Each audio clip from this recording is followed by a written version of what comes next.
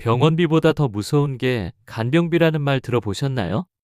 실제로 병원에 오래 입원하거나 치매나 중풍처럼 장기 치료가 필요한 경우에는 치료비보다 간병비가 훨씬 더 부담된다는 걸 많은 분들이 경험하고 계십니다.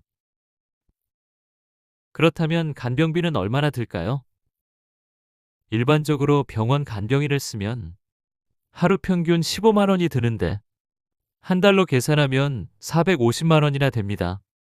물론 병원비는 별도고요.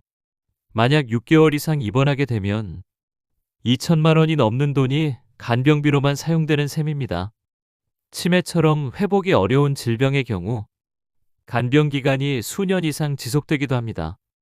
이쯤 되면 간병은 단순한 일회성 비용이 아니라 가정의 경제를 송두리째 흔드는 장기적인 부담이라는 사실을 체감하게 됩니다.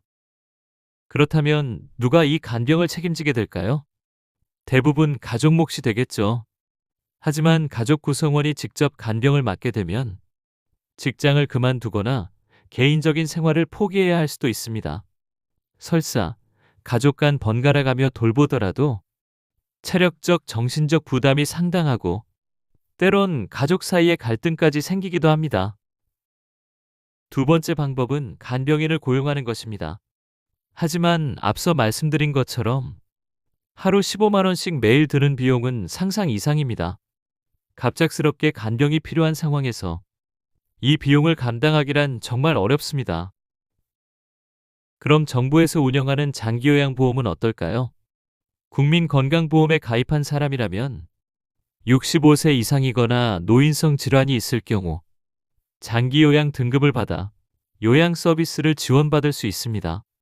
재가요양, 방문간호, 요양시설 이용 등 다양한 서비스가 제공되는데요. 하지만 여기에는 중요한 한계가 있습니다. 병원에 입원 중일 때 드는 간병인 비용은 장기요양보험 지원 대상이 아니라는 점입니다.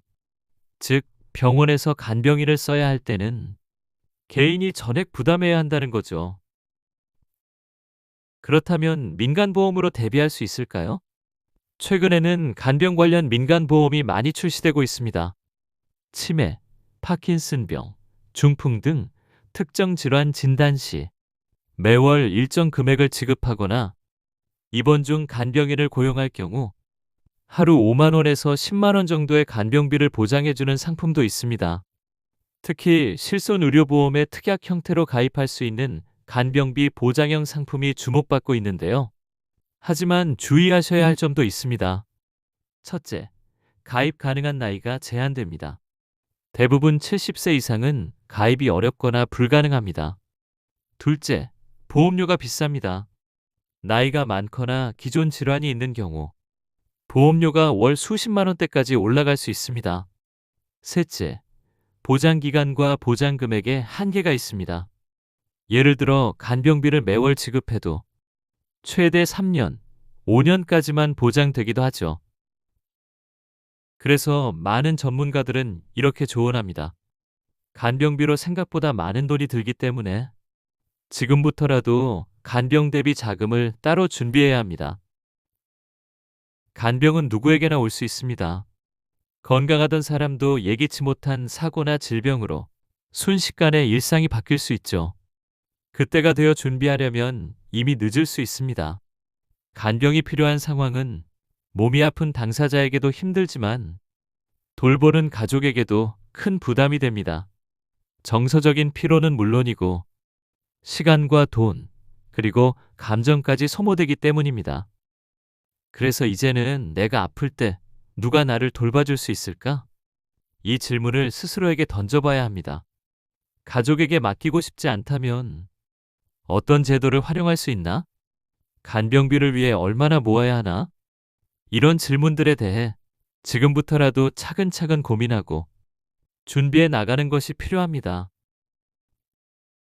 오늘 영상이 이 고민의 시작점이 되었기를 바랍니다. 간병으로 어려움을 겪고 있는 지인이 있다면 이 영상을 꼭 공유해 주세요. 도움이 되셨다면 좋아요와 구독 부탁드립니다. 감사합니다.